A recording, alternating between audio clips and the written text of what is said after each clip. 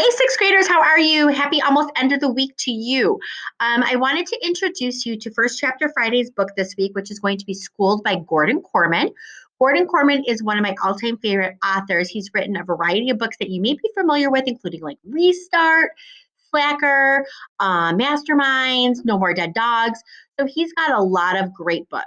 What I love about this book is that it is perfect for you guys as middle schoolers because it does have a middle school main character, but it's also a little bit of an older book, which means hopefully you haven't been overly familiar with it, which I think is great because I'm hoping then that this will be kind of a new book for some of you. So as I kind of scroll here to get going, we're going to start off meeting our first, each chapter is kind of told from a character's point of view. And it starts off with Capricorn Anderson. His nickname is Cap, and he is just now coming to middle school, completely brand new to what a middle school would look like. He comes from a much different environment than you and I are used to. And when he comes to this middle school, he really has some difficulty kind of struggling to fit in and make connections. So I wanted to read this to you again. It's called Schooled by Gordon Corman. You can get it at the public library. You can get it off Amazon. And I know we have it through Destiny, through our library. So here we go. Capricorn Anderson, chapter 1. I was 13 the first time I saw a police officer up close. He was arresting me for driving without a license. At the time, I didn't even know what a license was. I wasn't too clear on what being arrested meant either. But by then, they were loading Rain into a stretcher to rush her in for x-rays. So I barely noticed the handcuffs the officer slapped on my wrists. Who's the owner of this pickup? It belongs to the community, I told him. He made a note on a ring-bound pad. What community? Golf club? Condo deal? Garland Farm. He frowned. Never heard of that one. Rain would have been pleased. That was the whole point of the community, to allow us to escape the money-hungry rat race of modern society. If people didn't know us, they couldn't find us, and we could live our lives in peace. It's an alternative farm commune, I explained. The officer goggled at me. Alternative? You mean like hippies? Rain used to be one back in the 60s. There were 14 families at Garland then. Now it's just Rain and me. I tried to edge my way toward the nursing station. I have to make sure she's okay. He was unmoved. Who is this Rain? According to her social security card, the patient's name is Rachel Esther Rosenblatt. Her name is Rain, and she's my grandmother, I said stiffly. She fell out of a tree. He stared at his notes. What was a 67-year-old woman doing up a tree? Picking plums, I replied defensively. She slipped. So you drove her here at 13? I drive all the time, I informed him. Rain taught me when I was 8. Sweat appeared on his upper lip. And you never thought of just dialing 911? I regarded him blankly. What's 911? The emergency number on the telephone. I told him the truth. I've talked on a telephone a couple of times in town, but we don't have one. He looked at me for what seemed like forever. What's your name, son? Cap. It's short for Capricorn. He unlocked my handcuffs and I was unarrested. How could an able-bodied teenager allow his grandmother to scale a plum tree? Simple. She wasn't my grandmother at the time.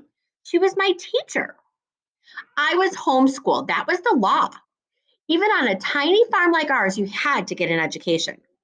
No school bus could ever make it up the rutted, snaking dirt road that led to Garland. But transportation wasn't the only problem. If we'd been serviced by an 8-lane highway, Rain still would have handled my schooling personally. We wanted to avoid the low standards and cultural poison of a world that had lost its way. So that's what I was doing when Rain fell, working on a vocabulary lesson. Most of the list came from the state 8th grade curriculum. Barometer, decagon, perpendicular. I could always spot the extra words Rain threw in.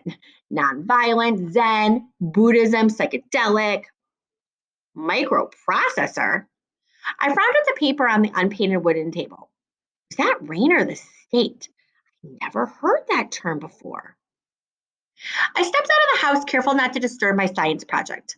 The Foucault pendulum suspended from the porch roof. The tester from the education department thought it was good enough to enter in the county science fair. Too bad we didn't believe in competition, all that emphasis on trophies and medals, the shiny symbols of an empty soul. Anyway, Rain said the whole thing was a trick to get me to go to regular school. If your project is excellent, it only proves that you've had a superior education right here with me, had been her reasoning. I spotted her up in the tree reaching across a limb to pick a plum. Rain, I called, there's a word I don't under. And it happened. 1 minute she was on the branch, the next she was on the ground. I don't even recall seeing her fall, just a faint cry followed by the dull glunk. Ah! Whoop. Rain? She was lying on her side amid the scattered plums when I pounded onto the scene. Her face was very pale. She wasn't moving. My terror was total. Rain was everything to me, my teacher, my family, my whole universe. Garland was a community, but we were the community, the two of us. I knelt beside her. Rain, are you okay? Please be okay. Her eyes fluttered open and focused on me. She tried to smile, but the pain contorted her expression into a grimace. Cap, she began faintly. I leaped back to my feet. I'll get Doc Cafferty. Doc Cafferty lived a few miles away. He was technically a veterinarian, but he was used to working on humans since he had 6 kids. He'd given me stitches once when I was 8. She reached up a tremulous hand and gripped my arm. We need a real doctor this time, a people doctor. I stared at her like she was speaking a foreign language. Doc Cafferty had filled all of Garland's medical needs as long as I could remember. She spelled it out. You're going to have to take me to the hospital. Rain always said that anger upsets the balance inside a person.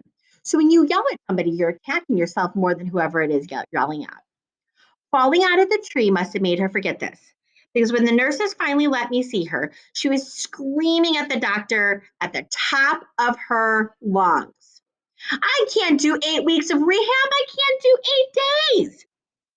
You've got no choice, the doctor said matter of factly. You have a broken hip. It has to be pinned. After that, you'll need extensive physical therapy. A long process, and you can't ignore it just because it doesn't fit in with your plans. You're not listening, Rain shrilled. I'm the caregiver to my grandson, the only caregiver. What about the parents? The doctor asked. Where are they? She shook her head. Long dead, malaria. They were with the Peace Corps in Nambia. They gave their lives for what they believed in. That sounds worse than it is. But I never knew my parents except from old pictures. They left when I was little. Besides, the rule at Garland back then was that we all belonged to each other and it didn't matter who was related by blood. I have a few vague recollections of other people in the community when I was really young. Whether they were my parents or not, I can't tell you. Anyway, it's impossible to miss what you've never had. I rushed to my grandma's bedside. Are you okay? Is your leg all fixed up? She looked grave. We've got a problem, Cap, and you know what we do with our problems. We talk it out, think it out, work it out, I said. It had been that way since the very beginning of Garland in 1967, long before I was born. Now that there were only 2 of us, Rain still gave me a full vote. She never treated me like I was just a kid. The doctor was impatient. How about cousins or maybe a close friend from school? I'm homeschooled, I supplied. The doctor sighed. Mrs. Rosenblatt.